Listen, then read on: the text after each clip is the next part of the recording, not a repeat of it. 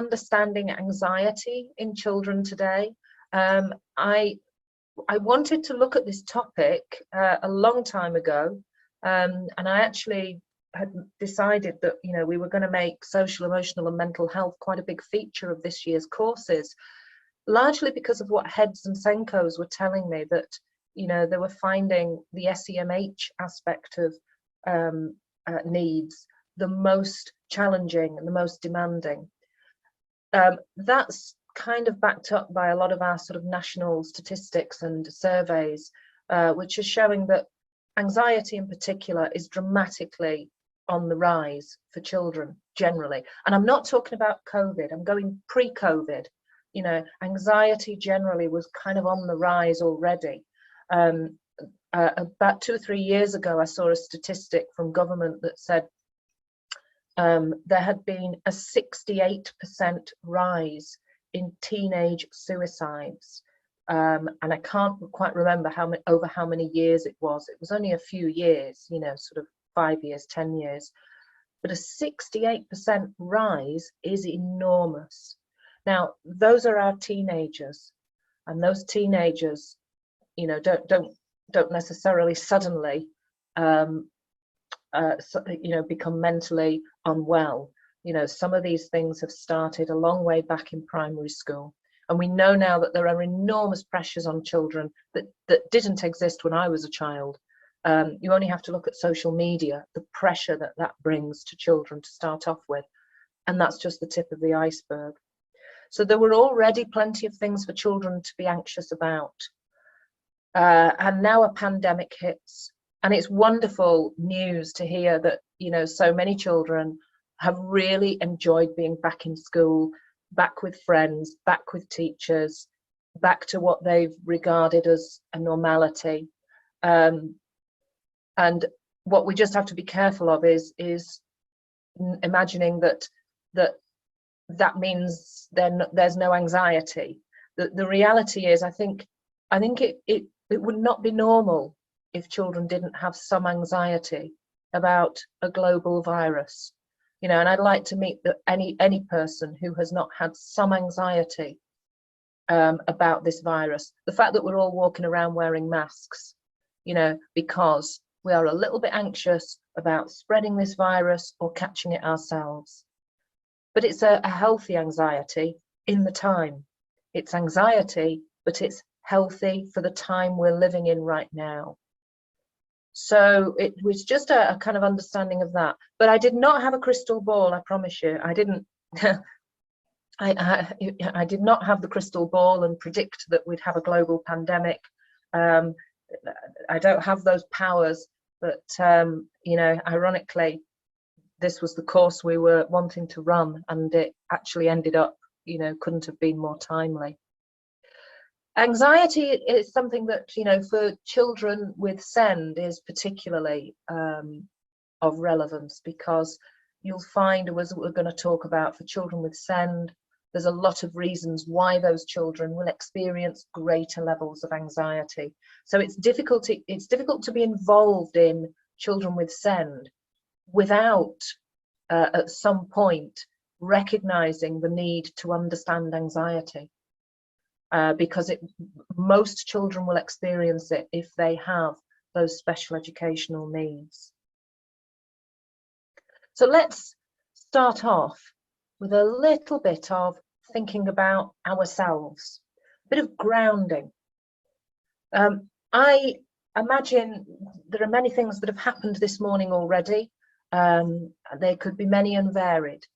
You might be doing this course in school and you found yourself a quiet space or a little room, but you might have sorted out 5 or 6 little issues, problems, sorted out the cover for your class. Many things have already happened, okay?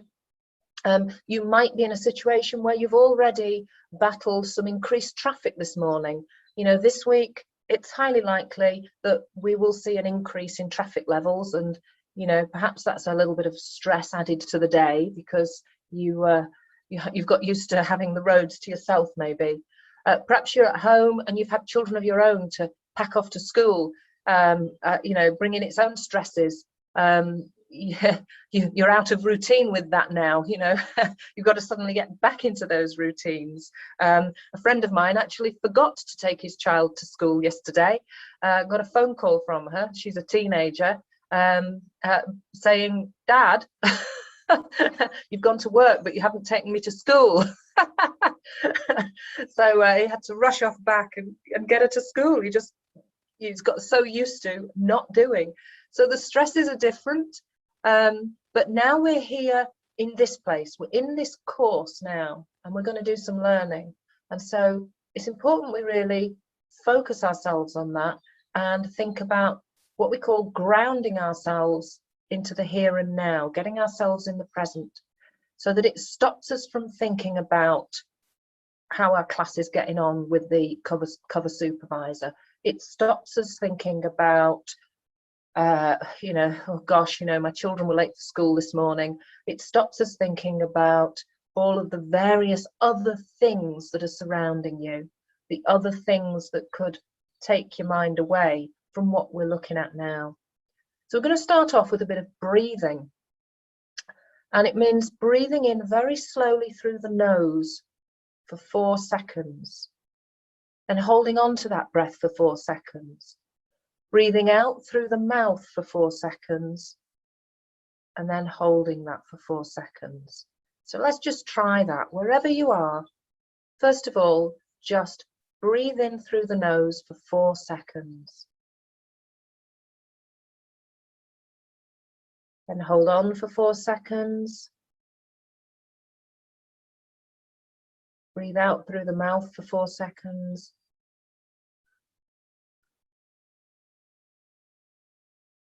Hold on for 4 seconds. Breathe in, 2, 3, 4. Hold, 2, 3, 4. Out, 2, 3, 4. Hold, 2, 3, 4.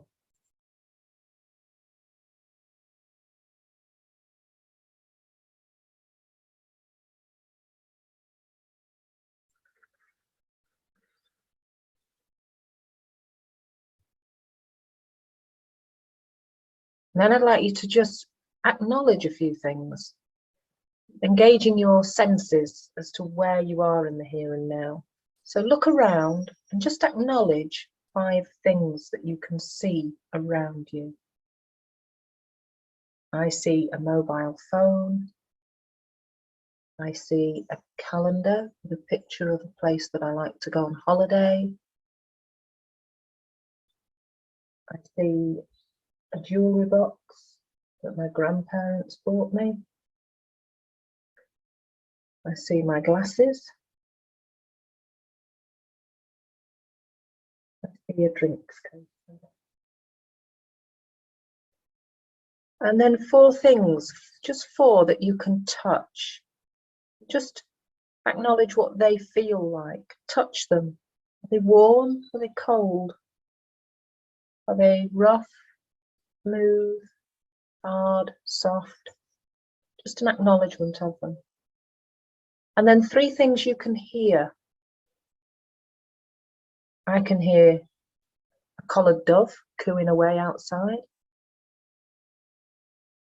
I can hear some other bird song that I can't identify. I can hear the hum of my laptop. And then 2 things you can smell. I've got the window open, so I can smell dampness outside. And 1 thing you can taste.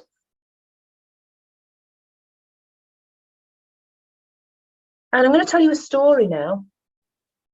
And this story is a true story. It's a story that happened to me. And it's all about my village house martin survey. It's something I do every year. I've done it for about 20 odd years, I think. And it involves walking around the streets of my village, looking and identifying all the house martin nests. If you're not familiar with them, house martins nest under the eaves of houses. And But that means that I do rather like to knock on people's doors and talk to them, because otherwise I'm walking around with a pair of binoculars and I'm looking directly at the eaves of people's houses. And you can imagine, if you didn't know what I was doing, you'd think I was looking through people's bedroom windows. You could be a bit unnerved by this person walking around with binoculars, staring at people's windows. So I rather prefer to knock on their door and just ask them about their house martin nests and how many have they had, and you know, how long have they been there, and majority of people are really interested in it, and many have come to expect me now around sort of June, July time anyway. So it's got easier and easier as time's gone on. So they spot the house martin lady walking around the village. A few years ago, there was one house, which is an old stables, and it's been converted into a home many years ago, but the old carriage track is still there, cobbled down the side of it. And to get to the main door, the front door, I think it's the only door, I don't know of another door, but you have to go down this track, round the corner, into the big courtyard, and then you can get to the door. And I'd heard that they might have some house martin nests that particular year. So I thought, right, I'll go and knock on the door and have a chat with them. So I set off round. Now, before I tell the rest of this story, there's something you probably need to know. I am a little bit nervous of dogs. And I don't know if it's connected to the fact that I was bitten by one. Not mauled or anything extreme, but a Doberman that was my cousin's dog once, just out of nowhere, just leapt up from its basket and just jammed its teeth into my leg, drew blood, and, you know, left a scar. But I don't remember being massively traumatized by it. It was a shock. I remember being a bit shaken, but I can't have been that upset by it. I was sort of bandaged up, and I probably went for a tetanus a couple of days later or something. But I went out that night with my cousins. I had a night out, enjoyed it very much. So I can't have been overly traumatized by it, I'm sure. But it does seem that whilst I really liked dogs when I was a child, as an adult, I am very nervous of them.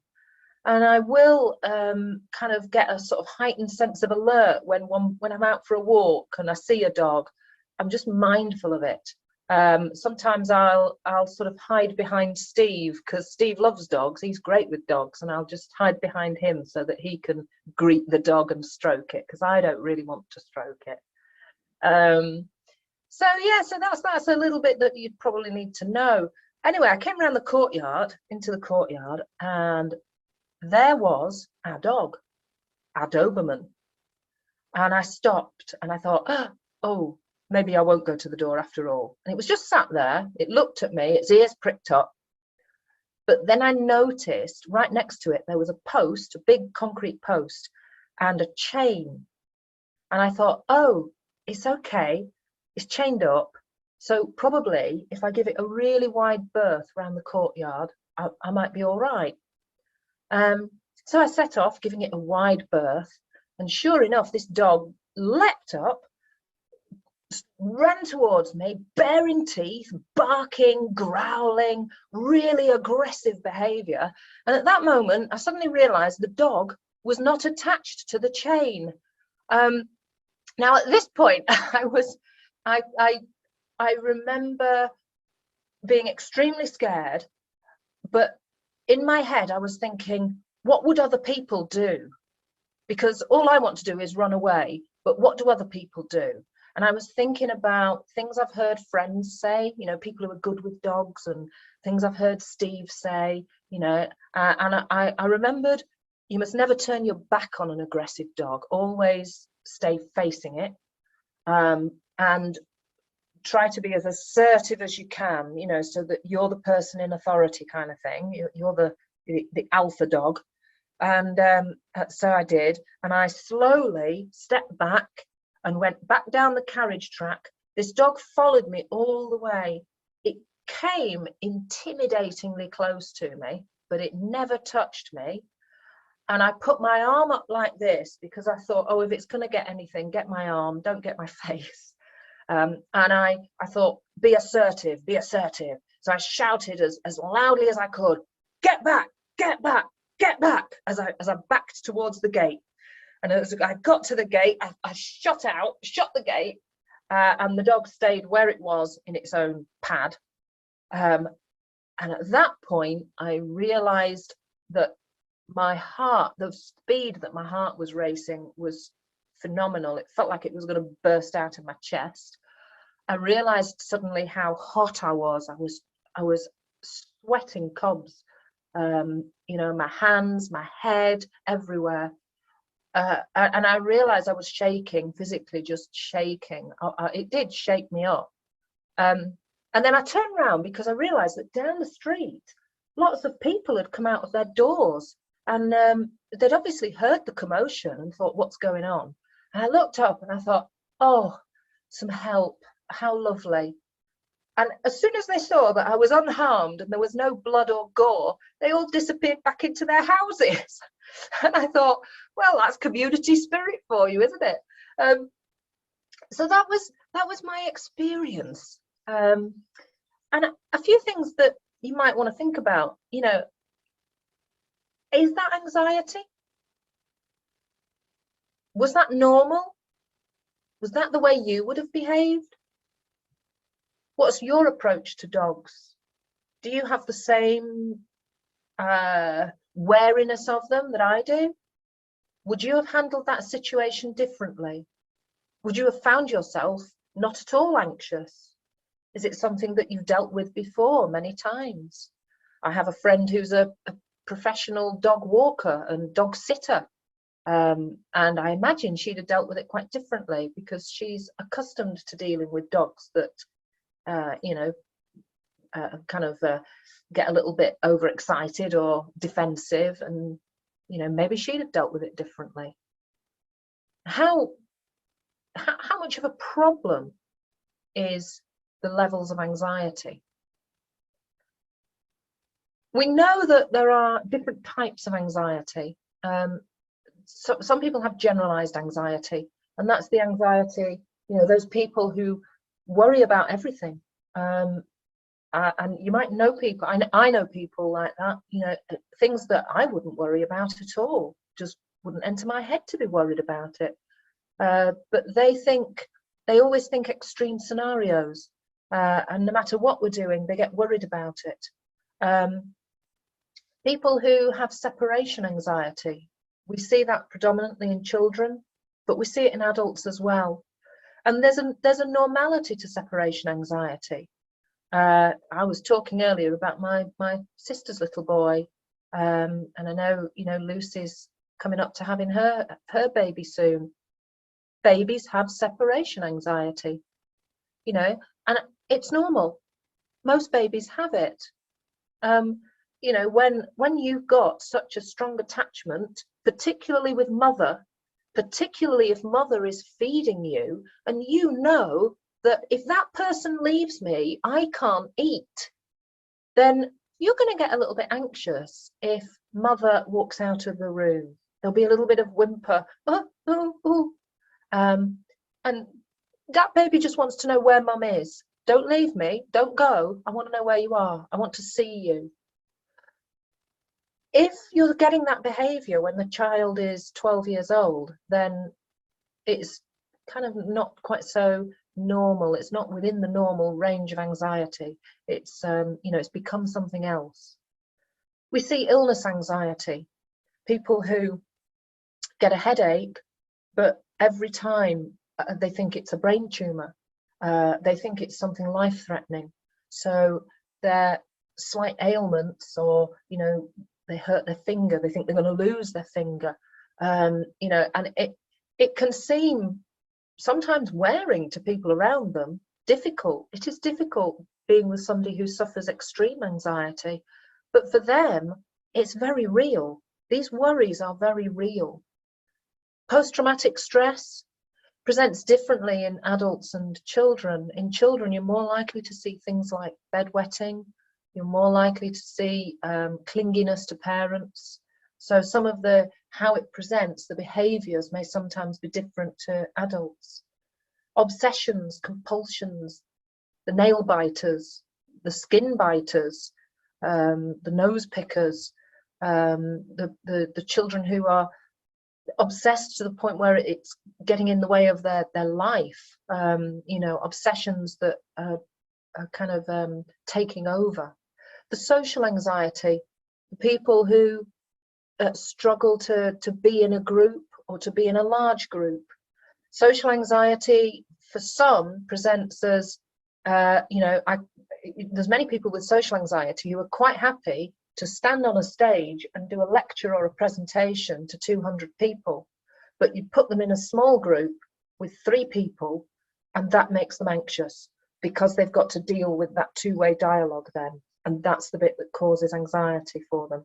For other people, it's the big crowds. They can deal with 2 or 3 known familiar people, but they can't deal with the big crowds that they have to be in. Phobias. You know, perhaps my wariness of dogs would really fit into a phobia. To me, my worry about dogs is perfectly rational, because to me, I think, why would you not be wary of that? It's got teeth in one end of it. Why wouldn't you worry about that? But I do look round and I do see that I'm unusual in my view, shall we say. I do look around at my friends and I think, they're not as wary of dogs as I am. So maybe I have a little bit more worry about them than others. Whereas something like spiders, that's a common phobia, isn't it? You know, spiders, people are terrified of spiders. Now, to me, my rational head says there's no reason to be frightened of a spider, not in this country anyway, because there is no spider in this country that's going to cause you any serious harm. It doesn't have the ability to cause you harm. If we were in Australia, I might think different, but you know, here a British spider can do you no harm.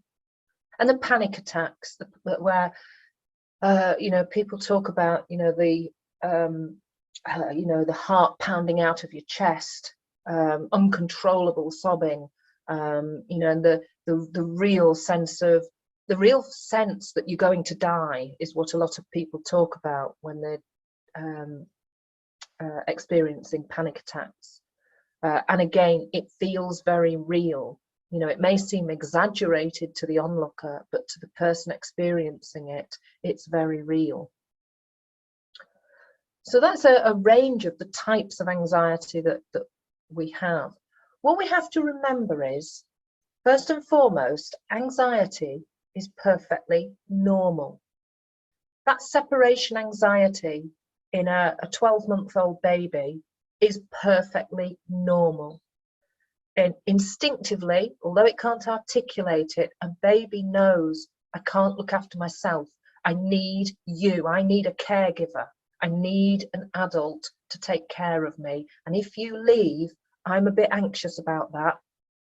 Yeah, I need reassurance that you're going to come back. And that's normal. You know, if we are faced with threat, we do need anxiety, because anxiety helps us. I'm a little bit skeptical about the way that some people describe anxiety, because you'll see some materials, some videos that, and some presenters even, some, you know, experts that will say, you know, we needed anxiety in prehistoric times because when we were faced with a saber-toothed tiger, we would need to be able to run away from it. But we don't have saber-toothed tigers anymore, so anxiety gets in the way and we don't need anxiety anymore. I think that is a very Western democracy point of view, a Western democracy point of view from someone who is financially advantaged. And the reason I say that is, tell that to the child who's currently living in a war zone. Tell them that they don't need anxiety. Tell them that anxiety is something that prehistoric people needed. They need anxiety. Tell it to the child who fears going home every night because they might get kicked or punched by an adult that they live with. and tell me that they don't need anxiety. We need anxiety when our body is faced with stress, and we have many children and adults in our world, in our society, who are faced with tremendous stress for different reasons. So that's my slight iffiness about this idea that we don't need it anymore. I think we do, but I think anxiety can get out of control, and it can come when we don't need it. It can arrive when actually it doesn't need to be there. What it does is release hormones, and there are two hormones, adrenaline initially, and then cortisol. And those hormones are preparing us to fight, to run away, or to freeze. And so adrenaline is the bit that initially can make you feel really good. Now, if I'm really honest, if I think back to that time with that dog, when it first came at me, I froze, but I also felt tremendously confident. Something gave me the confidence to shout, "Get back!" You know, I felt good. That's adrenaline. It's when the adrenaline drops off that you feel pretty bad. But what happens is cortisol kicks in, and the cortisol is what you take a long time to recover from. That cortisol could still be flowing in your body hours later, could be days later, still flowing in your body. Think about those children who take a long, long time to calm down. Those children who take maybe an hour before they're really calm and they're really back to a regulated state after they've had an outburst of dysregulation. You know, that's cortisol that's still in their body, stopping them from thinking cognitively. So there's no point talking to them because they can't speak in a cognitive way. You know, and neither can adults very often. I know adults, when they're in that state, you know, they either don't speak at all, or they're speaking gibberish because they're shaking and they're in a state of shock and there's cortisol going through, or they're swearing because those are the only words they can think of. So all the blaspheming comes out because that's the only words that can come to mind. What you'll notice is that for children and adults, we show physical symptoms of anxiety. It's not just a brain thing, it's a physical symptom thing too. So what you'll notice is that children might seem very tired and very fatigued, you know, complaining of aches, pains, tummy ache, feeling sick. And I put in the corner there at the bottom right a little stamp, because I'm conscious that as professionals, we're in this course today, and together we're learning and developing our understanding of anxiety. And you've probably developed your understanding of anxiety before as well. Perhaps other things that you've done have helped you to understand anxiety a little bit more in a professional context. And you may have some personal experience, but that's variable, isn't it, between different people? And because social, emotional and mental health has been so high on the agenda for a few years now, you know, as professionals, we're learning more and more about it. But what I think is dreadfully important is that children themselves and families need to know this too. It's no good us knowing it and looking for those physical symptoms in children if we're not helping parents to notice those physical symptoms as well. It's no good us knowing about these physical symptoms if we're not helping children to notice and understand those physical symptoms in themselves, so that they're recognizing these things perhaps before an adult has noticed them. You know, oh, I'm feeling sick this morning. I wonder if it's anxiety. I wonder if it's actually, am I really feeling sick? Or am I just worried about that test or that PE lesson? You know, I wonder if it's that. So we need children to know that, but we also need them to know how they can overcome that, how they can manage that anxiety and keep it in the healthy box, keep it away from the difficult box and into the healthy box. But there's not just the physiological symptoms, there are also psychological symptoms. And particularly people, as I said, suffering panic attacks will sometimes feel that they're actually having a heart attack. And, you know, sometimes you'll hear of people actually being admitted to A&E and needing an assessment to, you know, an ECG to make sure they haven't had a heart attack, because what they're describing seems to be a heart attack. And so it's important to make sure that's ruled out, but it can be anxiety. And so what you start to notice is that children might be struggling with sleep, you know, really disrupted sleep patterns, not to be underestimated. You know, the power of sleep and what lack of sleep, poor sleep or disrupted sleep can do. Concentration, attention drifting off, or just poor generally. You know, you might be looking at children who've always had anxiety, who've all, you know, you can't remember a time when they didn't. And so they've always had difficulties with concentration, attention, routines. Their abilities at problem solving and reasoning become more difficult, because if your brain is focused on what they're anxious about, then reasoning around something is a lot more difficult. What we do need to know is, it's important to note this down in your handout, anxiety is a verbal thing. What anxiety is our brain telling us a narrative. Our brain is verbalizing a narrative in our head. For a baby, it's not verbalizing it in a language sense, but a baby is aware of the need for the caregiver there.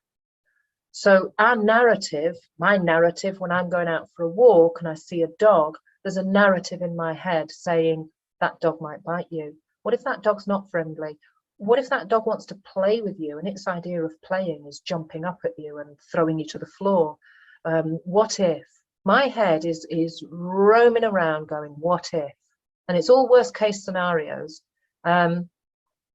So to start problem solving or reasoning is more difficult. Doesn't mean it's impossible. I did do a bit of reasoning when I was faced with that Doberman. I did in my head try to think, what would other people do? Think this through rationally. What would others do? I'm frozen here right now. I dare not move. And I think other people would do this, so I'm going to do that. That's reasoning. So I managed to get that narrative out and put some reasoning in. We will see children who are, you know, emotionally dysregulated, perhaps. That's another kind of psychological symptom, you know, this kind of inability to regulate your emotions. So, you know, don't be surprised if the anxious child becomes upset, gets overwhelmed by things, and lacks motivation to do what you're asking them to do.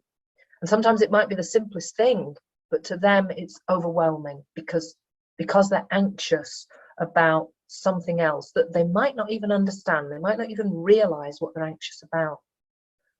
And who needs to know this?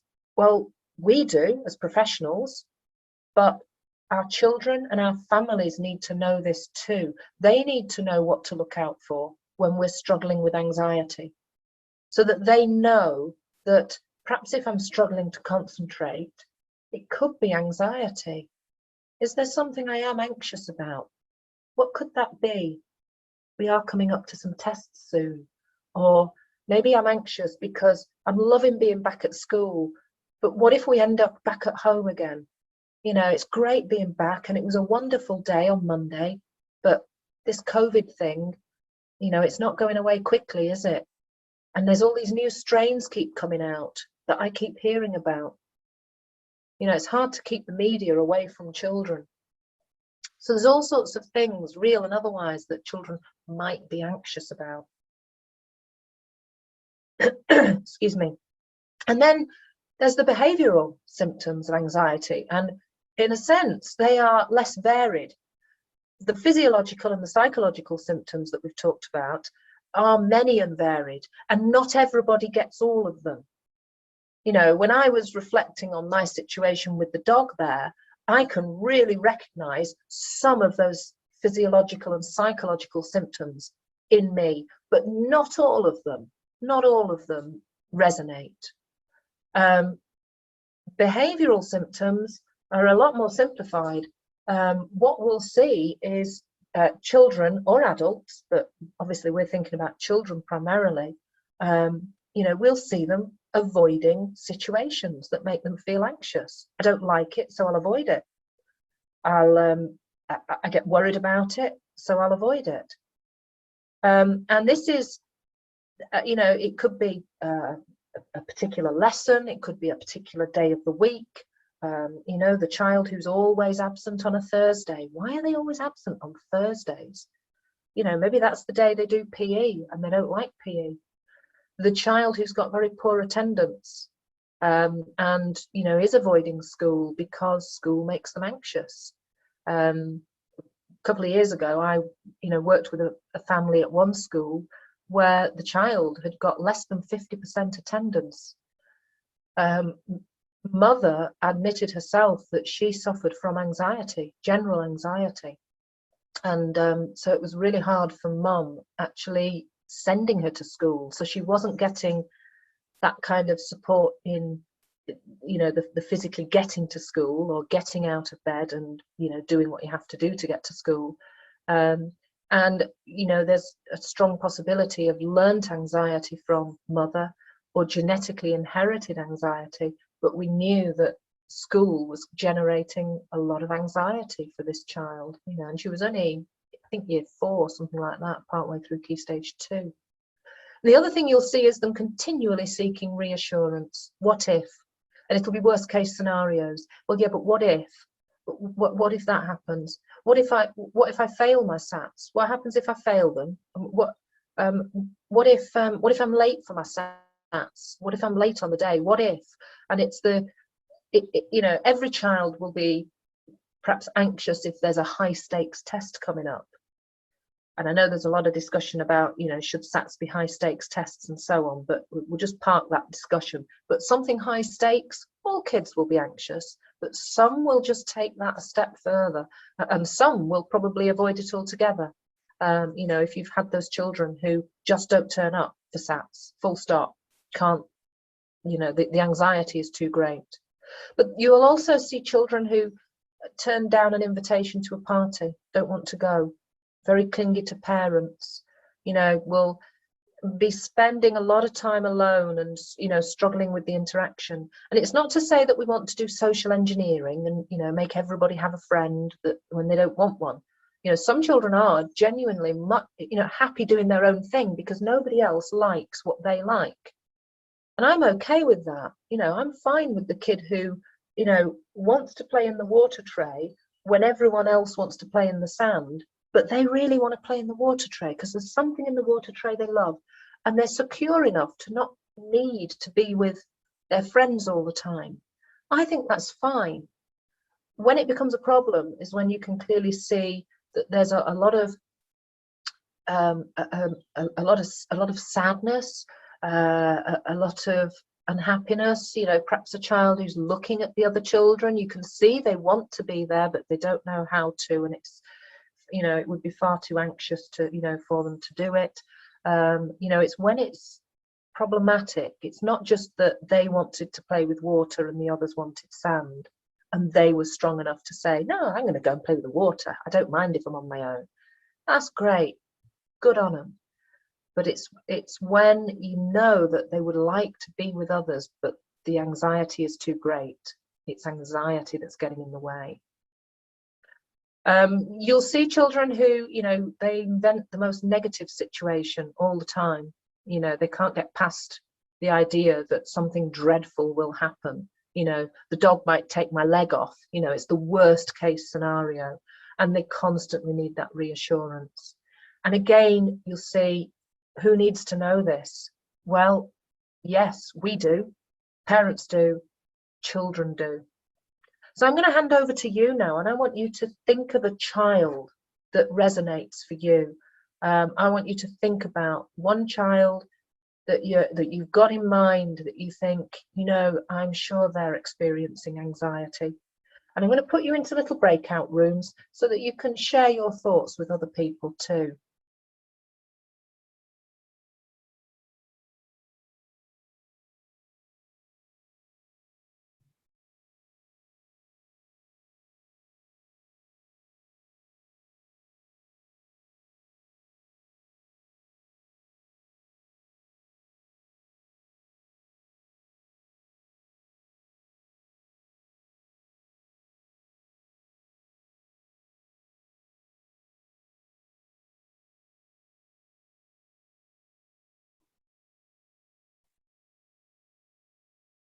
Okay, welcome back.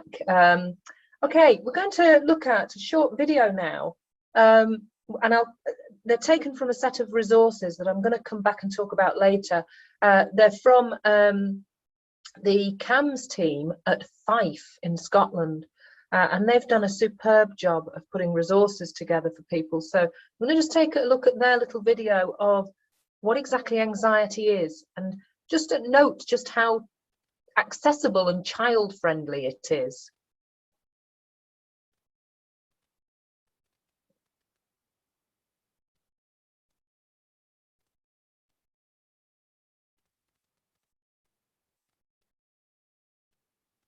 You know that scared or nervous feeling you get when you have to do something you're not sure you can do? Or go somewhere you've never been before? That feeling is called anxiety. And it can feel a bit different for each person, but it usually doesn't feel very nice. Maybe your palms get sweaty, or your body tenses up, or maybe you get a tummy ache. Maybe you've heard of anxiety, or maybe you haven't, but you've definitely felt it before. Because everyone feels it sometimes. It's normal. You want to know something really weird about anxiety? It's actually trying to help you. It's true. All those uncomfortable feelings, those happen because your brain thinks you're in danger, and it wants to protect you. When our muscles tense up and we sweat, it gets us ready to do a lot of exercise, which is helpful if you need to jump out of the way of a runaway train or wrestle a wolverine. Sometimes our minds go blank and we feel like we can't move or talk. That would be great if we needed to hide. Instead, we just feel stuck. When your brain does this, it's called fight, flight, or freeze. The problem is, sometimes your brain gets confused and it can't tell the difference between a charging moose and, say, going to a new school. Both things can be scary and cause anxiety. But there aren't any dangerous wild animals at a new school. Hopefully. Understanding where anxiety comes from is the first step in learning to deal with it. So the next time you're in one of those tough situations and you start to feel those feelings, like butterflies in your stomach or sweaty palms, or it gets hard to talk or move, remember, there's nothing wrong with your body. You're just having normal feelings of anxiety, and they're actually trying to help, even if they're not very good at it sometimes. Okay, so I'll come back to those resources later on, but just to note just what a great set of resources the Fife CAMHS team have put together. So we're going to look at when we should be concerned then about anxiety. I've talked about there being a thing called healthy anxiety. Well, when would we be concerned about it then? If you go onto the Mentally Healthy Schools site, there's an excellent little chart that's put together that looks like this, and it's describing the protective and risk factors. Now, this is for mental health generally, not specifically anxiety, but anxiety falls into that category of mental health needs. And you can see that it's not just about the child, it's also about the family. It's not just about the family, it's also about the school. It's not just about the school, it's also about the community. I sometimes wince a little bit when I hear comments like, oh, well, you know, what can we expect from Jonathan when you look at what he has to put up with at home? because I think it's easy to blame the family. You know, Jonathan's behavior is outrageous. Let's blame the family. Rather than looking inwardly to ourselves as schools and think, what are we doing? What are the risk factors that exist for our children within our school? Can we hand on heart say that we have eliminated bullying? Probably not. I think that would be quite naive. Do we deal with it really well? Do we have great systems and strategies for addressing issues around bullying? What about discrimination? And what about friendships? You know, peer pressure. You know, are we doing all of the things to combat this? What about teacher-pupil relationships? You know, and I think sometimes we need to look perhaps more analytically and more objectively. The trouble is we get too emotionally attached. We love our schools, you know, oh, we do really good things here. You know, the school that says we are an inclusive school so proudly. And I just think that is, you know, we've got to be very objectively analytical about these things. We have to take that step back from the emotional attachment that we have to our school and think, what is it really like? What are we really doing? Have we got all of these protective factors that are down here in the green? But we know that there are other protective factors. We know that there are certain things about children themselves that if they've had secure attachments, if they've got good communication skills, positive attitudes, they can reflect on things, they will be in a stronger position to maintain healthy anxiety. And again, those protective factors from the family, they'll be in a stronger position to maintain a healthy sense of anxiety for the environment they're growing up in. I would use some of the research we have around, I mentioned children who grow up in war zones. We actually know that children who've experienced tremendous adversity growing up in war zones, the children of who grew up in concentration camps in the Second World War, you would imagine, wouldn't you, that all those children would be traumatized to the extent that they'd all have post-traumatic stress disorder and have really difficult lives from then on. But they don't, not necessarily, because even though they're experiencing some of the most horrific things, if they've managed to have a lot of those protective factors around them, that kind of camaraderie, community, that secure attachment from birth, don't get me wrong, these are horrific things that some of these people have had to experience, but they have a resilience about them that can come out of that and move forward in a positive way and have very positive and fulfilled lives. Whereas others that you might think are far less of a problem, you know, I mean, the child who's getting anxious about coming to school, why would you be anxious about coming to school? I mean, good grief, there's some children growing up in war zones and you're anxious about coming to school, you know, in beautiful Cumbria. Why on earth would you be? But it's very, very individualized, because these may be children who are not experiencing the high levels of protective factors that are giving them that strength and resilience to deal with the things that are presenting. And then we have to think of the children with SEND, because as if we haven't got enough risk factors there, start to think about those with SEND. There are many reasons why anxiety will be heightened for those children. Firstly, for those children with developmental delay, for example, or moderate or specific learning difficulties, you will very likely find that there's a big commonality amongst those children, which is difficulties with working memory. And I'm going to come back to the role of memory in a moment. But if you've got difficulties with working memory, you're more likely to be the child who forgets their PE kit every week, doesn't follow the instructions, doesn't know what we're doing next, watched that explanation but couldn't follow it. It went too quickly. All of this automatically is generating greater anxiety. Developmentally, everybody does develop coping strategies. It's built into us. But if you're developmentally more delayed, those coping strategies don't necessarily emerge, particularly coping strategies around memory, how to deal with trying to remember something. Social and emotional development might not be as advanced as peers. So if those of you who were here in the autumn with Steve Russell's course around the behavior wall, you know, you might think back to that and think, if you've got children who are down in terms of emotional development, are still functioning at the age of an 18-month-old baby, then, you know, it's quite likely that they may well experience greater anxiety, because you've got an 18-month-old baby's emotional development inside maybe a 7-year-old's body. And so that can cause greater anxiety.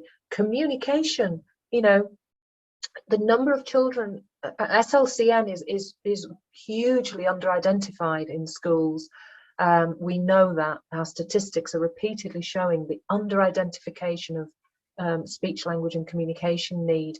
And it is a cause of great anxiety for children. If you can't find the words to express what you need to say, if there was a fallout in the playground and Amy is brilliantly and articulately describing who did what, where, when, and you come along and you're trying to describe it from your point of view, but you can't find the words and you end up with the wrong words, and then you just look either silly or you look like a fibber because you haven't actually told it how it was, because you just can't find those words.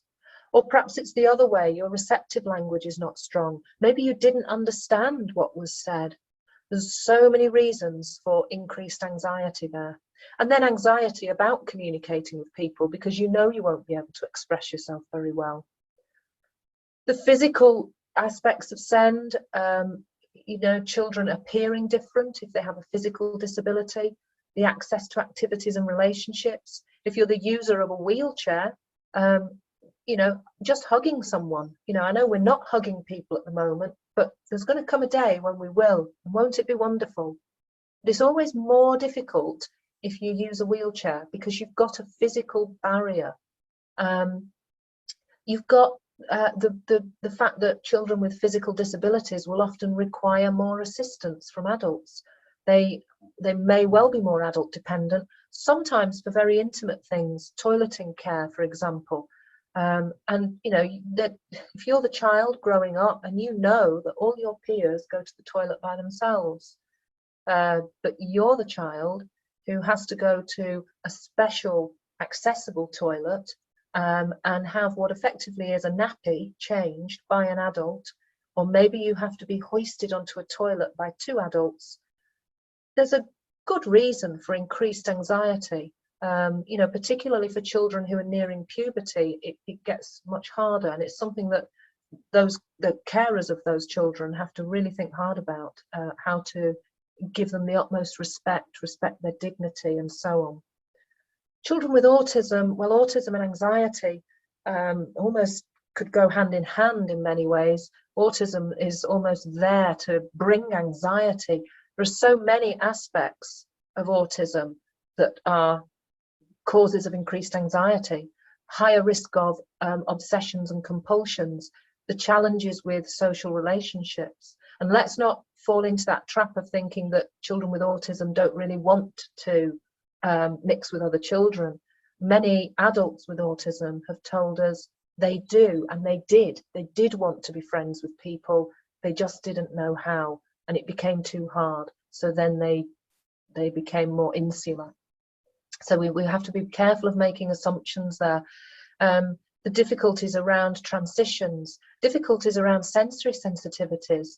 You know, if things are too bright, too noisy, too cluttered, the increased anxiety that brings to children with autism. For sensory, you know, I just think, imagine that suddenly either your hearing or your vision has been taken away. Imagine how anxious you would be when you actually can't hear what everyone is saying. You can't join in a conversation, you miss things, or to have your vision taken away, and how scary the world would be without that. And then there's the learnt anxiety that we get from caregivers. We know that anxiety can be hereditary in terms of genetics and DNA. We also know that there are children who it's not a genetic thing, but they've learnt that behavior.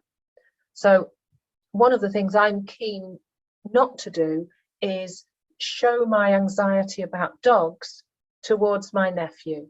I don't want him to see me do that. Fortunately, I'm not his primary caregiver, and as far as I'm aware, his parents are fine with dogs, so the chances are he'll be fine. And I hope he grows up looking at his Auntie Zena, thinking that, you know, if ever he does realise I'm a bit wary of dogs, that, you know, he just thinks, oh, poor old Auntie Zena, she doesn't like dogs, but it's, you know, never mind. But, you know, if I had a lot of time with him, he could learn from me that dogs are something that could be dangerous. Dogs are something to be wary of. I come back to that memory because we know that lower working memory capacities do increase anxiety. We know that from many a study, but studies also show that the reverse happens as well. So as anxiety increases, the working memory capacity we have doesn't get used properly. So we might only be using 50% of our working memory capacity, 20% of it, 10% of it. And you only have to think of those times perhaps in your own life when you've done something that has been quite high stakes. You know, perhaps you've gone for a job interview or you've taken an exam, and there's a healthy anxiety around that. You need that anxiety to help you to do well, but it also gets in the way. And you sit in the interview room and, you know, you're asked a question and you were going to say something, but it just went out of your head. And then you come out of the interview room and you say, why didn't I say that? Oh, I knew the answer to that. Why didn't I say that? And it's because anxiety has got in the way, and your working memory capacity is not functioning as it would normally without the anxiety. So anxiety, it can get in the way. It can be a problem when it's really getting in the way of day-to-day activities. And you've got this grid here in front of you, and I'm going to give you the task of working with your colleagues to decide which what anxiety about dogs might look like at each of those stages. I've chosen dogs just because they're a bit of a theme through the course, but it could be anything. It could be anxiety about school, could be anxiety about particular subjects, it could be anxiety about working in groups with other children. It could be anything, but I've chosen dogs. What would that anxiety actually look like in terms of the physiological responses you would see in children, the psychological responses, and the behaviours that they would give at both healthy, coping, struggling, and unwell stages of anxiety? There's a grid in your handout for you to fill in, and I'll put you back into those breakout rooms.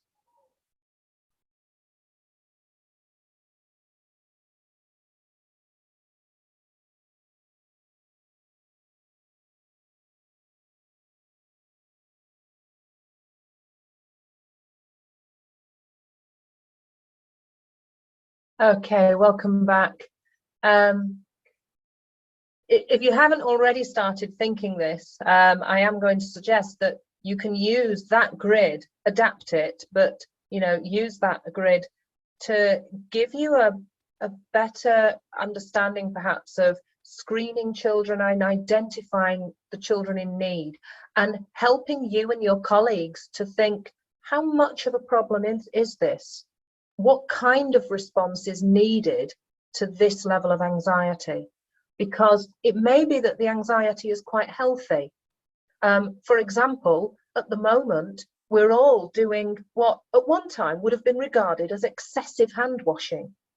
You know, if I'd have washed my hands as much as I have done this last 12 months, and I'd have been doing that 3 years ago, somebody would have thought that I had a compulsion, you know, some kind of compulsion to wash my hands all the time.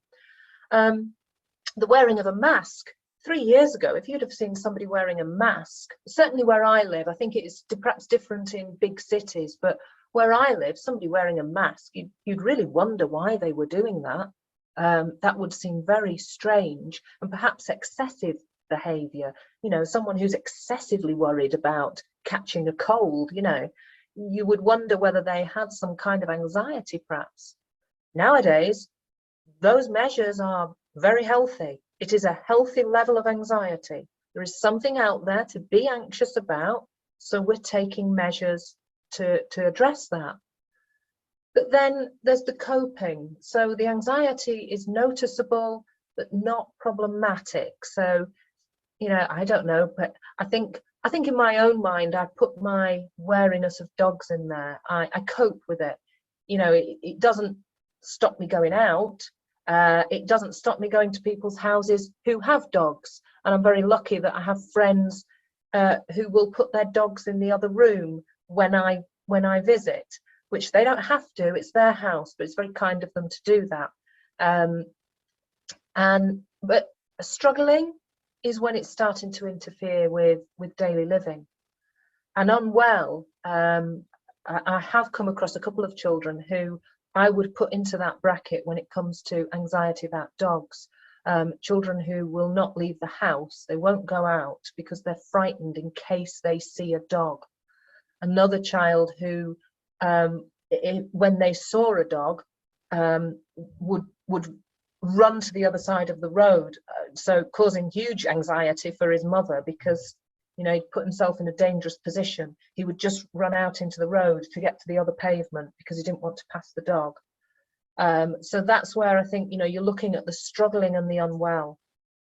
But it can also help us to think about how we respond. And we're going to look after the break at those levels of response in terms of how we educate children for self-help, the working with parents, kinds of interventions we can use, and the role of outside other agencies and professionals.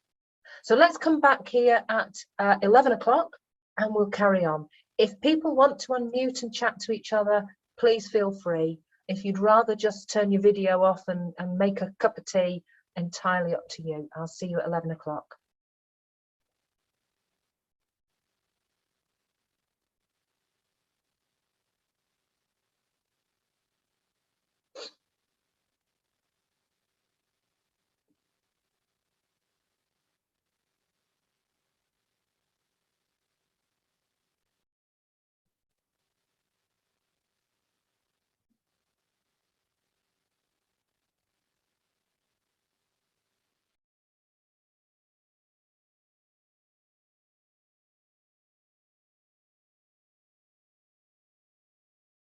Okay, folks, I shall start back.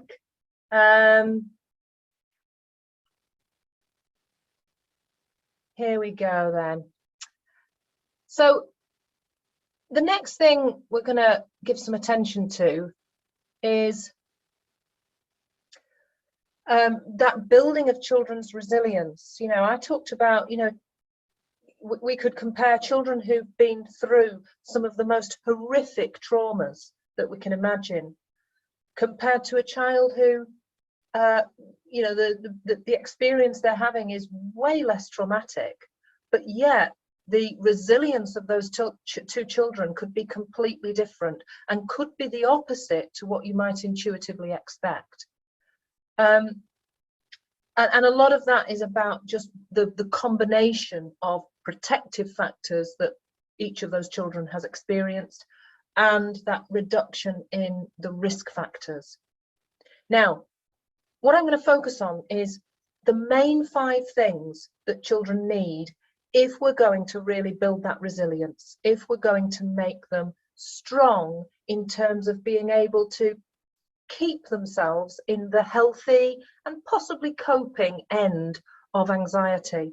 And recognizing perhaps when they're dipping into the coping, when they're starting to get a little bit further down that spectrum, and to notice that and to think, oh, maybe I'm a bit over anxious about that. What can I do just to reduce my anxiety?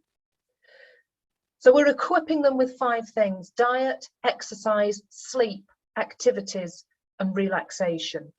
So let's see what each of those looks like. Well, first of all, the first three we're kind of going to look at as a whole, because diet, exercise, sleep, they sound like big things, don't they? And certainly for sleep, you might think, well, what can we actually do about sleep for children? We're not at home with the children, we're professionals in school. The best we can hope for is good education for children, good education for parents, and good links and liaison with our health services. So, you know, quite often you may have had, you know, if you're lucky to have a school nurse, some schools still have them, thank goodness. But if not, you have to do things differently. But, you know, what's the role of the school nurse in helping children to develop good sleep habits? They will often be involved with individuals, but do you have a system in school where, you know, there's an actual whole class education about sleep, the value of sleep, how to get good sleep? You know, are the health services involved in that discussion? So what I'm going to ask you to do is think about what your school currently provides in terms of diet, exercise and sleep. So what do you provide in terms of the provision from health, the provision from school, those kind of joint projects, or linking and liaising with the school nurse or the local health services? What about parental education for each of these things? Have you ever thought about parental education for children's sleep? I've heard so many teachers complain about tired children. You know, he doesn't go to bed till 11 o'clock. No wonder he's hard to educate. No wonder he gets all worked up about things. You know, he's saying he was watching such a program last night. Well, I know that didn't finish till midnight. No wonder he's tired. But those same teachers are working in schools that do not have sleep as part of their PSHE curriculum. It's not built into that curriculum. So there is nowhere where children and parents can find out about the significance of sleep, the importance of sleep, why they should go to bed at a good time, and so on. So we have to think about those sorts of things as well. What are we doing for pupil education? So what I'm going to do is put you back in your breakout rooms, and I'm just going to ask you to complete the grid that's in your handout together. Talk about what you do in your different schools, and you'll start to see where the gaps are. Where are the empty boxes that you think, I can't think of anything we do for that, you know? And actually, where are the boxes where you think, do you know, we do a lot? There are some schools, for example, that have really given a big focus to their school meals. Because I know we had years ago a lot of focus from Jamie Oliver, and he got rid of the turkey Twizzler. The turkey Twizzler has re-emerged in some schools. I know because I've seen it. There is the turkey Twizzler. But how do we know we're giving good, nutritious meals? Do we know what good, nutritious meals are? I'm not a professional nutritionist. I don't know if any of you are. I've learned more about nutrition in the last 12 months than I've ever known in my life, simply because I'm involved in a sport. And some schools have been talking about how they link with their local football teams, and the nutritionists there work with the children on healthy eating. Now that's the kind of expertise that you want to see involved in the development of your children's school meals, isn't it? So have a talk together. What happens in your school?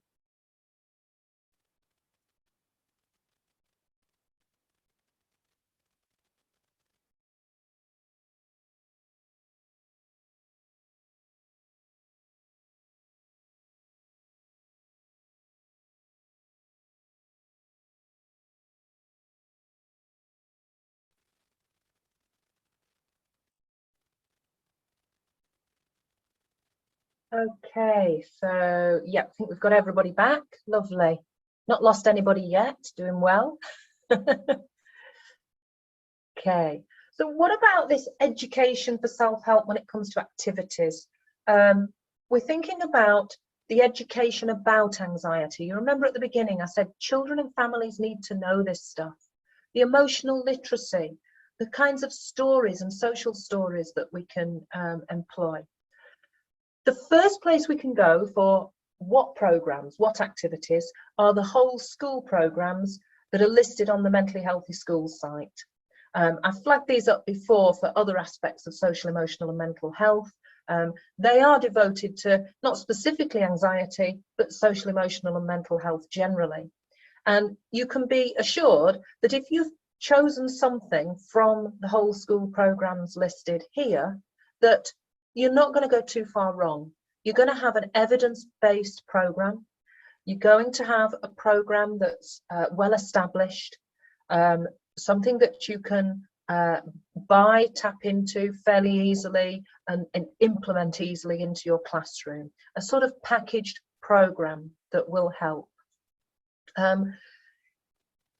Every program that goes onto the Mentally Healthy Schools site has to pass certain criteria. It has to demonstrate that it's fully evidence-based and it has impact. However, just because something doesn't appear on that site doesn't mean to say that it's not any good. So what I'm going to do is flag up some other programs as well that are also evidence-based, but have just not appeared on this site yet. And I should point out, I am not on commission for any of these. I don't get a cut if you buy into them. It's entirely up to you what you do. I have no other reason to be interested in these programs other than I just have an interest in what works, and it's what I'm always looking for, what works best. And so there are other things you can look at. So, for example, I mentioned earlier the resources that have been produced from the Fife CAMHS team. The links are all on the hidden page. They've produced a scheme called Hands On, and this is specifically about anxiety.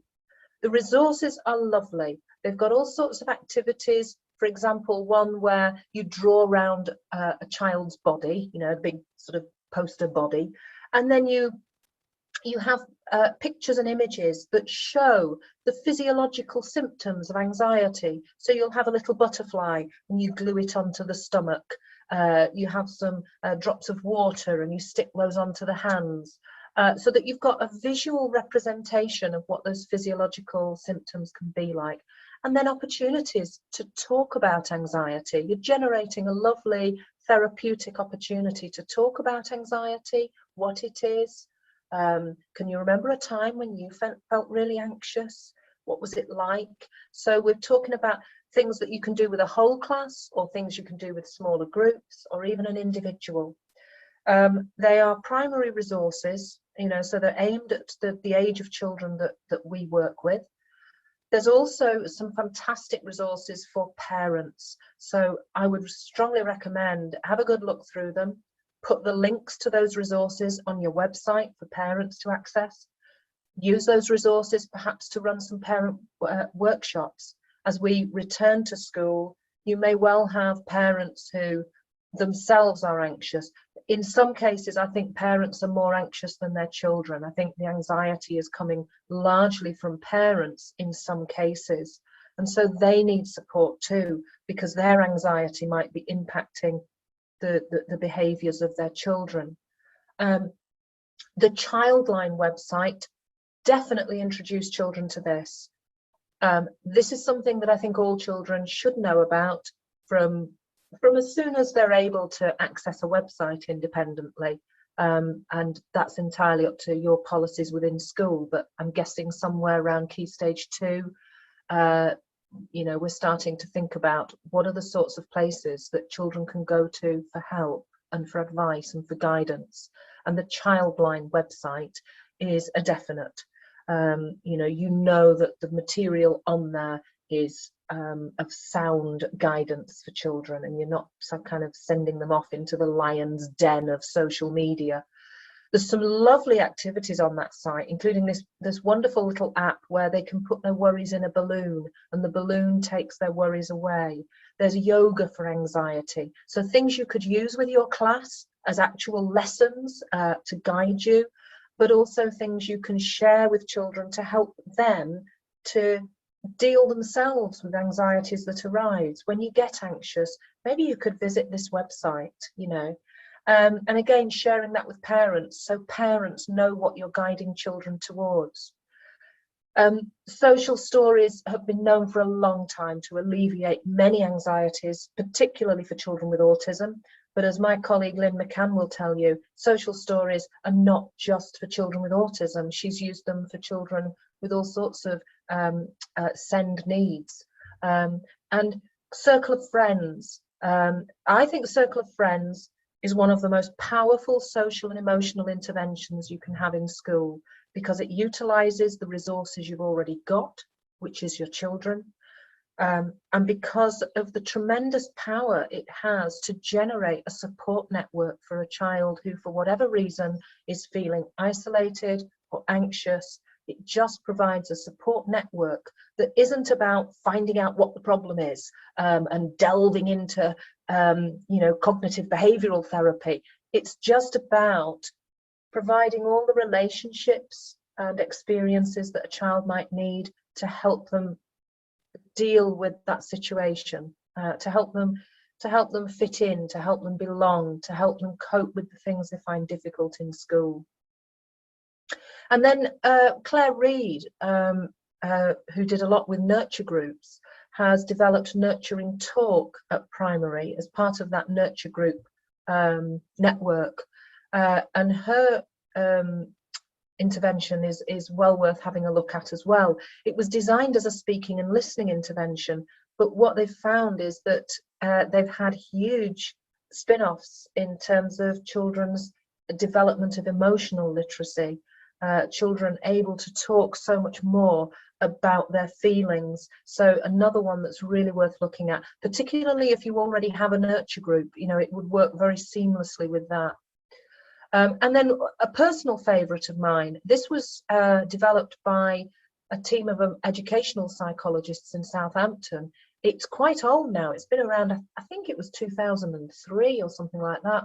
But what I like is the fact that you can not only assess a child in terms of where they are in emotional literacy out of the 5 areas of emotional literacy, but you can also then look at what are the strategies we need to use. How do the adults have to be? What does an adult have to be like to be able to support this child? What does the classroom environment have to be like? And what sorts of consequences might we put in place for a child who shows certain behaviours? It's showing its age slightly there. I probably wouldn't use the word consequences anymore. I might choose a different word, but it's a really, really good tool to use. And then we need to think about relaxation, the mindfulness, the grounding that we did at the start, just that bringing our heads into this space. The yoga that I talked about on the Childline website, for anxiety. And I'm going to hand over to this head teacher. I was in my research, I discovered this lovely video from Amy Footman, who still is the head teacher at a school in Manchester and has really sort of trailblazed mindfulness in schools for her primary school children. So I shall hand over to her because I think she describes this beautifully, far better than I could. Well, Amy Footman is head teacher of Stanley Grove Primary Academy in Manchester, where pupils in years 4, 5 and 6 are taught mindfulness. Good morning. Morning. So that means children as young as, 8 up to 11? Yeah, and we teach it as a whole class as just part of our PSHE curriculum. Why do they need to learn it so young? I think studies have shown that the onset of mental health problems is now peaking at age 11.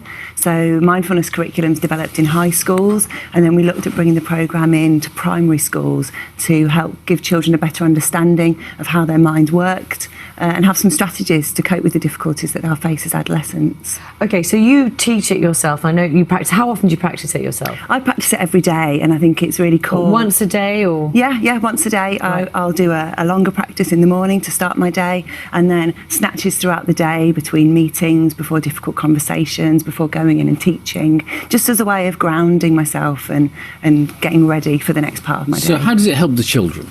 The children report themselves that they use it to calm themselves down. They use it when they're dealing with difficulty. So they'll talk about squabbles and falling outs at home. They talk about using it before tests. One girl talked about getting over her fear of swimming lessons by using mindfulness practices. And what sort of things are you teaching them? So we use loads of analogies and metaphors. So we'll use the fact that our attention is a bit like a torchlight, that you can focus it in different ways.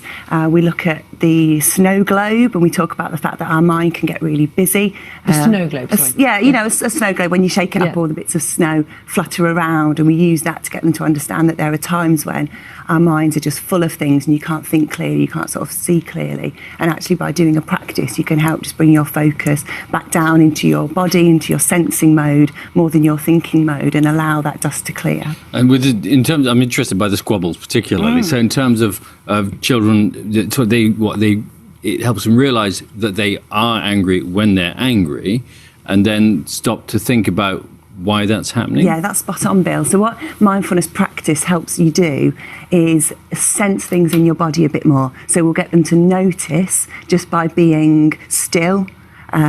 Things like, oh, I'm clenching my jaw. You might know that when you're stressed, your shoulders rise or something. And for different people, there are different triggers. So just by noticing those in yourself, it allows you then to have a sort of a choice. So rather than choosing to react impulsively, you get to choose to respond perhaps in a different way. Do you think, particularly at the moment, because we talk here on Breakfast a lot about, you know, technology for younger children and sort of so much going on, do you think it's particularly useful where they are growing, in the kind of space they're growing up at the moment? Yeah, definitely. All of the technology and stuff means children spend a lot of their time up in their heads now or in front of screens, and mindfulness gives them a chance to step away from that and spend a bit of time in their bodies more than in their heads. Do you notice it does affect their behaviour, improve their behaviour? I mean, overall in school, have you noticed? Yeah, so we've had research studies conducted in our school and found that actually the children's attention and concentration improves, but also those anecdotal things teachers will talk about,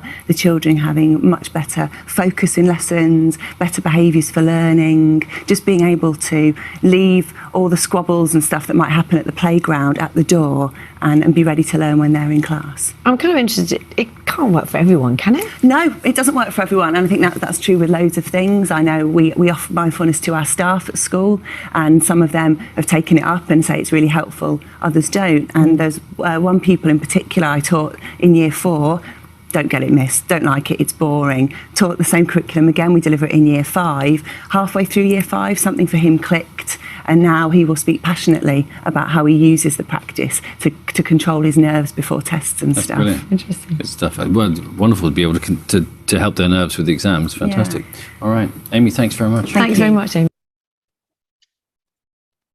Beautifully described, I thought. And I even wondered to myself, you know, I wonder, she must certainly have done mindfulness herself before she undertook that interview. I think she, you know, I would be very nervous if I knew I was going to be on national television like that. And doesn't she present it so well? So I'm sure there was some mindfulness going on before she went on there.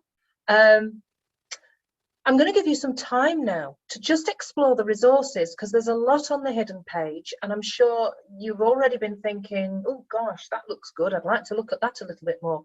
You won't get time to look at everything, but just take this time to go to that hidden page, have a little surf through what's available. If you want to unmute and ask any questions, please do. And whilst you're doing that, I will just add something about the mindfulness that Amy was talking about there. I have a confession to make. I did used to be a little bit skeptical about mindfulness a few years ago, because for various reasons really, but I thought, how do we know this works? How do we know it has impact? And I suppose I also worried that, you know, we might be sending our children down the wrong track, a little bit like, you know, oh, there's nothing to worry about. And for some children, there's very much something to worry about. But what studies have shown, if you look at Dr. Catherine Weir's work at Exeter University, she has found through randomized controlled trials that children undertaking mindfulness become calmer, their concentration increases, and they've found that repeatedly. They've done quite extensive studies on that. Other studies have found, using MRI scans, that the amygdala of the brain actually reduces in response to mindfulness. And they've done this by analysing the MRI scans of people who have begun mindfulness, but also of Buddhist monks. And mindfulness and meditation has been an embedded part of Buddhism for centuries. And they find that the amygdala of the brain is smaller and also reduces in size. Think about that term, plasticity of the brain. It can expand, but what we're seeing is something that reduces. And you might think, why do you want your brain to reduce? But the amygdala is the part of the brain that is responsible for that fight, flight, freeze. It's a really primitive part of the brain, somewhere down here at the back of the head, linked to the brain stem, and it's reducing the part that makes us fight, flight, freeze, and so it may be that it actually, by reducing it, gives scope for the brain to grow a little more in terms of cognitive thinking, other parts of the brain.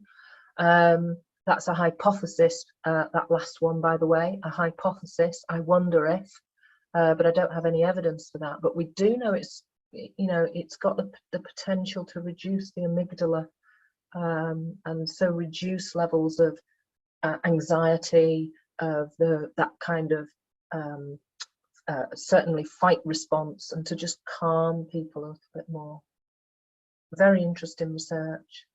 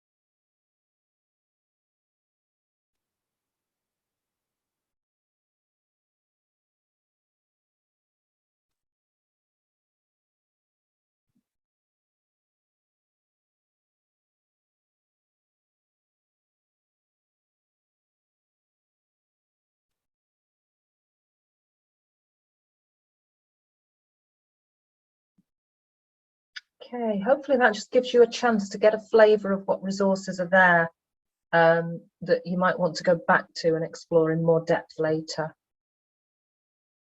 Whoops, gone too far. So let's think about now, what about those children who already have anxiety? What about the children who, yes, we can build their resilience. I'm not saying we shouldn't. We should do all of the things we've just talked about, focusing on those 5 things, definitely. But their anxiety is a bit further into the struggling box or the unwell box. What do we do when we get to that point? Well, there are things we can do ourselves. I think we have to be really careful about imagining that the only people who can help these children are trained counsellors, trained psychiatrists, psychologists, people who work for CAMHS. They have a lot to offer, don't misunderstand me. But what they don't have with the child is the relationship that people who see them on a daily basis have. And in your schools, you've got relationships with your children, you and your colleagues, and those are absolutely vital. Never underestimate that.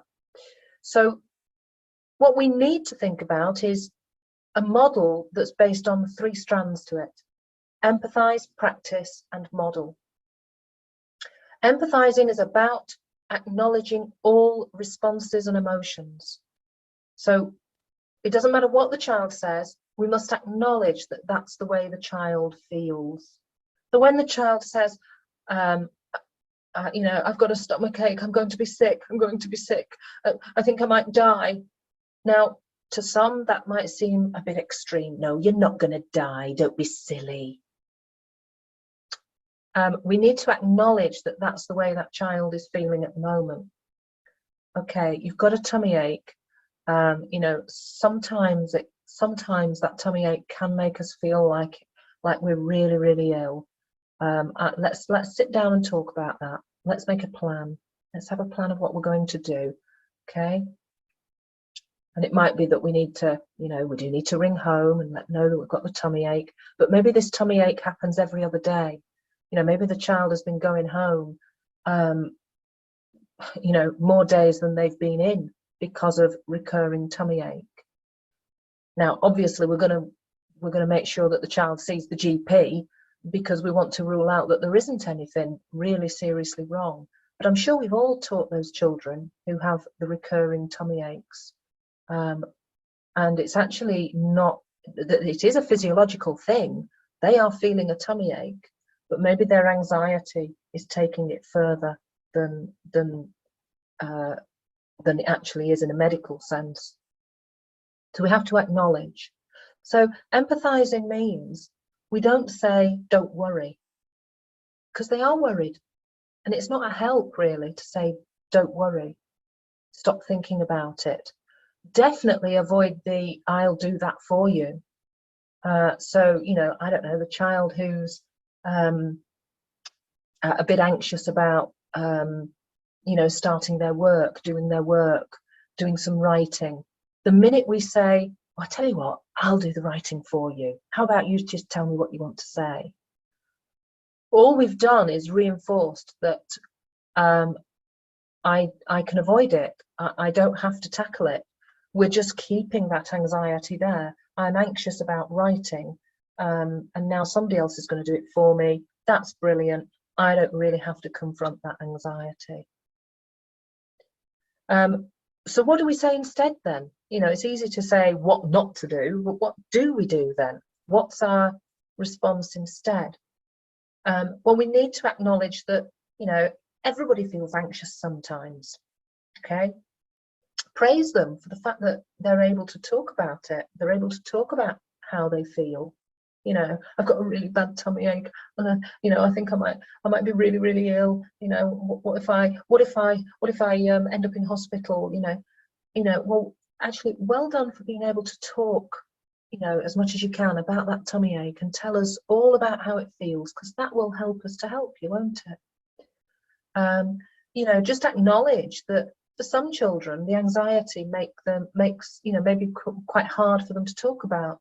You know, if they are anxious about school, I'm anxious about school, I don't want to go to school, I don't like school. That's quite difficult for a child to talk about with the teacher who is in the school that they are anxious about. You know, they might be worried that the teacher might take it personally. They might be worried that they might get into trouble if they say, I don't like school. So we need to be the bigger people who can help them to talk about that and say, it's okay. If you're really worried about school, it's okay to tell us that. That's all right.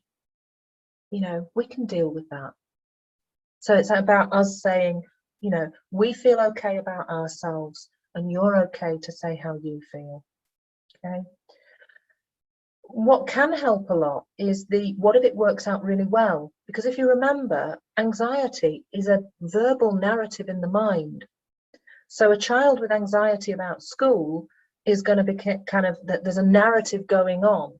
You know, what if I get there and I can't do the work? What if I get to school and my friends won't play with me? What if?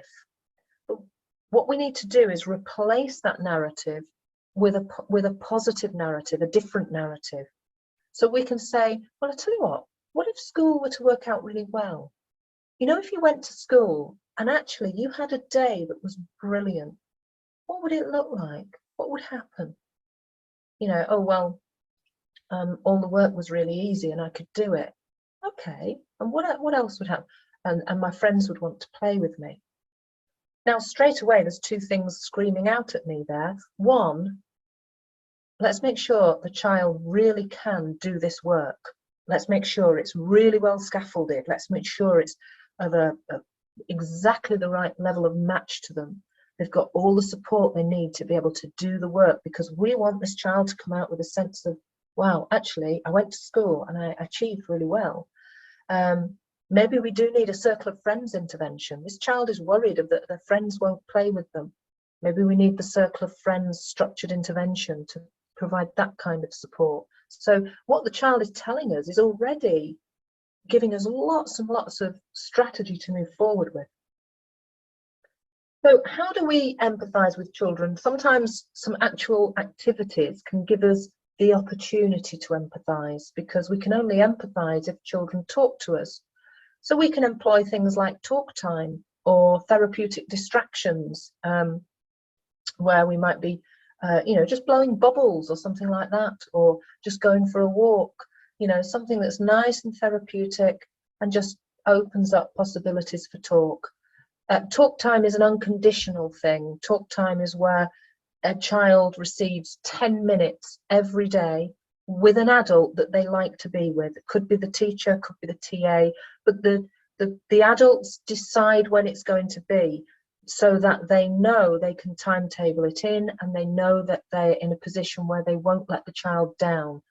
Now, obviously, we're talking about quite high level intervention here, quite, you know, quite heavy time input on the part of the adults involved, but it's very controlled by the adults. So I sometimes say this for children who are really demanding and needy of adult attention, but it always happens at the wrong time. You know, it always happens when the adult is in the worst position in the world to be able to give them that attention. So you give it to them on your terms, and the child decides what will happen in that time. They decide what they want to do. They can play Ludo, they can just chat, they can do some knitting, they can do whatever they want. It's their choice.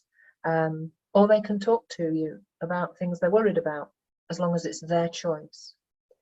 And another one is the notice, ask and ask twice. And this is very much recommended to emphasize to parents, because parents are often the people who might notice. They know their children really well. So when they notice that their child is worried about something, ask them. And chances are the child will say, no, I'm fine, nothing's the matter. But then ask again later, because sometimes they need asking a few times before they will say what it is that's causing the anxiety. Similar to talk time, a ring-fenced worry time can help when it comes to practicing the strategies that we're going to develop, because we need to help children with coping strategies. You know, what can we do about this anxiety? Well, we can say every day we're going to come together for 10 minutes, and this might be in a group. We might get together in a group, and we're all going to write down our worries. What are we worried about? And we're going to put them into the worry monster with the zip up mouth, and then we're going to walk away. And all our worries have to stay in that time. They have to stay in the worry monster, because we're going to walk away. We're going to leave them behind for the day. So it's a kind of psychological way of dealing with those worries, a bit like the balloon activity on the Childline website. We can also think about ladder plans. This would be good for a child who perhaps has that fear of dogs. And in fact, there was an example I heard about recently at a special school that had got a therapy dog in. They had a child who was terrified of dogs, apparently, far more than my worry and wariness, absolutely petrified.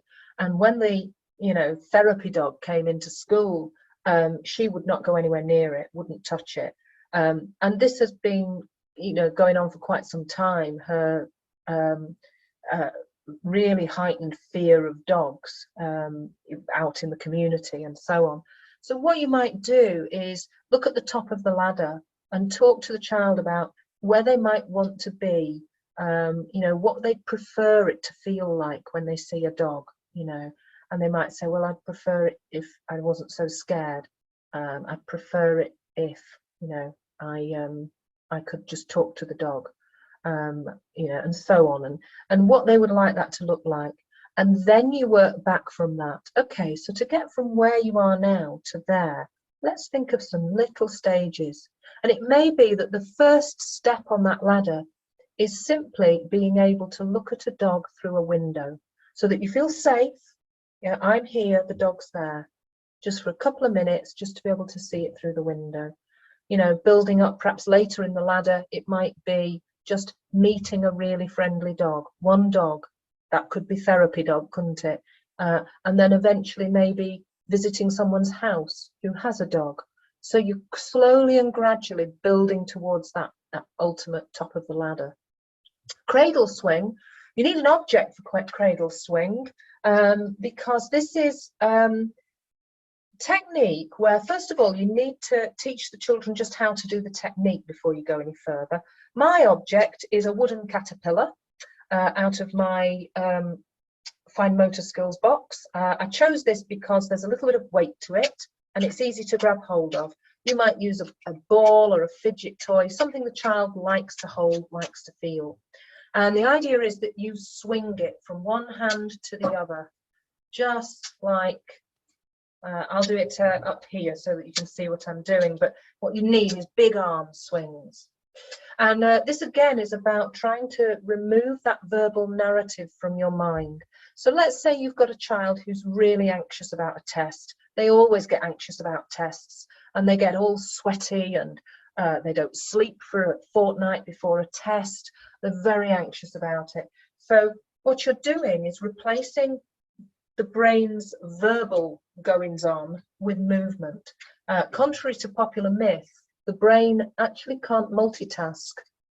So we can verbalize and we can move, but it's actually quite difficult to do both at the same time unless the movement is completely automatic. So we can walk and talk because our walking is automatic, but something quite different that we actually need to think about, and we can't see my speech has slowed down already. We struggle to find the words. I might be able to produce some words, but they start to lose meaning and coherence because I'm thinking about that. So you do that for 30 seconds. Oh, sorry, no, you don't. First of all, you ask the child to tell you on a scale of 1 to 10, what's their level of anxiety about this test or whatever. And they might say, oh, it's a 9. And then for 30 seconds, they do cradle swing. And after 30 seconds, you come back and you say, think about that thing you were worried about again. A scale of 1 to 10, where is it now? And you might find it's come down to a 7. 30 seconds more, cradle swing. And then where is that level of anxiety now? And it might have come down a bit more to a 5. And we think the reason it works, a simple strategy, but it's thought that it works simply because it is replacing verbalization with movement. In a similar way, it may well be why lots of sporting activities and things are really good for reducing anxiety. Exercise is good for reducing anxiety, and so on. And if we think about all those things that we've talked about, all those strategies, you might think, well, what about those children who have so much on their plate? I mean, are we really saying that we're going to, solve a child's problems with a bit of mindfulness? I mean, let's take Dean here. Look at what Dean has got going on in his life. There are so many reasons for Dean to be anxious. There are so many stressful things happening in his life. He's got parents who are both suffering from mental ill health in their own way. And possibly as a result of that, he's suffering quite a lot of verbal abuse. His parents drink quite excessively. That probably contributes to the verbal abuse as well, and the violence towards his mother. And I want you to imagine that Dean's stress is constantly being poured into a bucket. This is a bucket that's being filled up. And you've got that tap at the top. And as the bucket fills up, it just gets fuller and fuller and fuller, more and more stresses, okay? And we're never releasing any of that stress. So the bucket keeps filling up, He's also got special educational needs. So he has support for literacy and numeracy. And let's just think back to all the things we said there about children with SEND and how that piles on extra risks of anxiety for those children. Possibly as a result of that, he couldn't do his homework. So that's another stress. He can't do it. He's not going to ask his mum and dad to help for all the obvious reasons. Again, maybe connected with his SEN, he experiences quite a bit of bullying. And then the world has brought these pandemic restrictions, gosh, as if it, all wasn't bad enough. And now, he's got the worry of that. And then his teacher asks him to line up. Well, that's what teachers do, don't they? That's a normal thing to happen, isn't it? Class 8, everybody line up. Come on, Dean, line up. And Dean explodes. And out the top of that bucket, it all just spurts out. It's just too much stress for Dean. And actually, it's a bit like the straw that breaks the camel's back, isn't it? Being asked to line up should not really be a big deal. But with all the stress underneath, that bucket is just full. And that last little bit just makes him explode. And suddenly we see Dean swearing at the teacher, shoving the other children in the line, kicking the door, walking out of school. I'm sick of this, and off he goes in a really heightened state of stress. So imagine Dean's stress bucket a little differently. You might have spotted there's a little tap at the bottom of it. We haven't opened that yet. We haven't done anything with that little valve at the bottom of his bucket, but all these things are still going on. He's still got two parents who are struggling themselves with mental illness. He's still experiencing domestic violence in the home towards his mother. But his grandma lives around the corner. And a couple of times a week, she takes him. And he stays at grandma's. And he gets on well with his grandma. He enjoys being with his grandma. It's a very different kind of household to his own household. And what that is a little bit of it sort of mitigates against some of the things that he's experiencing. So that little valve at the bottom of the bucket just lets a bit of water out. Just a little drip, out it comes. He's still late for school. He's still the child who has SEN and all those anxieties about the fact that he's struggling a bit with reading and so on. But this time he's greeted by a key adult. Hiya, Dean, you all right? How was your journey to school? Was it okay? Yes, we know he's 20 minutes late, but he's greeted with a smile and a welcome, a 5-star welcome. You all right? Do you know where your peg is? Do you want me to take your bag for you? Yeah. Do you want me to come into class with you? Shall I go in with you? So he's got this key adult, and it's that key adult has made it their business to have Dean on their timetable. I think you'll agree Dean is quite high need, isn't he? So I'd be happy to have him at the top of the priority list. And he's greened. And when he gets in the classroom, the teacher doesn't kind of tut because they've got to explain it all again for Dean. You know, it's kind of, hey, Dean, come sit down here. You know, I'll just go through it with you in a second. Give me 1 second and I'll help you out. You know, it's just a nice, we really want you to be here, Dean. The school engages in mindfulness, just like that school in Manchester that we saw. They engage in mindfulness. So Dean gets those moments of relaxation every so often through the school day.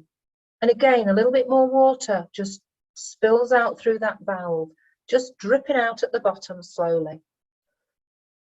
Dean likes PE, he likes sports activities, and the school places big emphasis on that. They actually do at least 30 minutes of exercise a day is their rule in school, and that does Dean a world of good.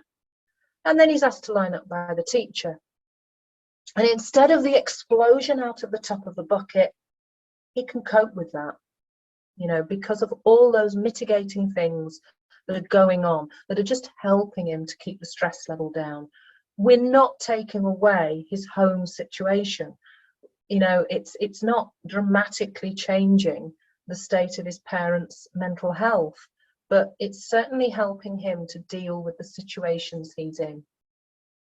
Now, we know that some children will need more specialist support. Those children at that far end of that identification grid, that screening tool, the children who we think are really struggling or may actually be in the category of unwell. Perhaps we already know they're unwell because a medical report has said so. So we might employ the services of other people for this. Now, I know some schools do have a kind of mechanism of training their own teaching assistants in such as play therapy or art therapy. It's quite an extensive course to do that. I think it's great that schools have made such a commitment. I think you've just got to be able to know that you can manage that in terms of you know, sustaining it. People leave, don't they, and they take all that training with them. Have you got a strategy in place to ensure that there's always 2 or 3 people who are trained in these things? The alternative, what I think I see as more common, is that schools will buy in qualified play therapists or art therapists or counsellors, and kind of have an identified list of children that will access those therapies. My word of warning would be, make sure that you have got properly qualified people, and I have put the links into your handout and on the hidden page for where you can go to find qualified people in your area who are properly registered with the British associations. What you don't want is somebody, you know, purporting to be a play therapist because they think anybody can do that, but they haven't actually undergone the proper training for it. And I mentioned medication at the bottom, only to mention it. At the end of the day, we're not going to be prescribing medication, and it's quite rare to have medication prescribed for anxiety for children. Depression, yes. ADHD, yes, but specifically for anxiety, it's a rare thing to have it prescribed for children, but it does happen occasionally, so just be aware of it. The other thing I think as teachers we need to be aware of, and our parents need to be aware of, is that there are medications for anxiety for children sold on the internet, and you would like to think that no one buys that. And you'd like to think that parents always think, well, I'm not buying that because it's on the internet. I'm going to go to my GP and get a proper prescription. And if they won't give me a prescription, there will be good medical reason for that. But occasionally we do come across situations where parents have purchased internet bought medications and are giving it to their children themselves. Again, just be aware that that happens. And think about auditing the provision in your school.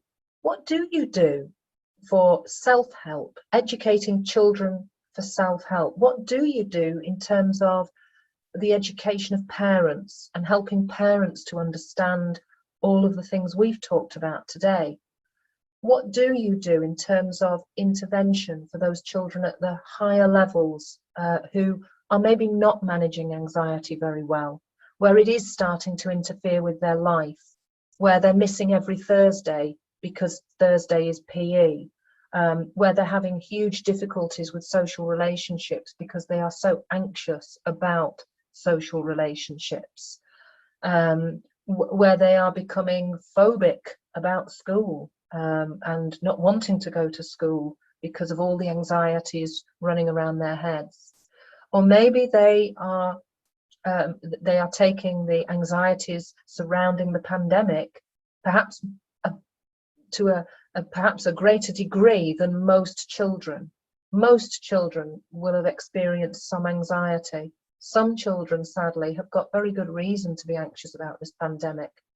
You know, we've got children who've lost loved ones to COVID, so we've got to be understanding of that. But there will also be some children who will take that anxiety to an extreme level. You know, may not be wanting to leave the house because they're frightened of catching COVID, and haven't, you know, quite got the perspective on it. So, you know, we need understanding around that. And we also need to know when we've done as much as we are capable of doing, able to do in a professional context, and we now need the intervention from others, whether that be through CAMHS, whether that be through employing a play therapist, whether it be through cognitive behavioural therapy, you know, things that are for much higher levels of need. Anybody got any questions? Anybody got a burning question they've been wanting to ask and not had the opportunity?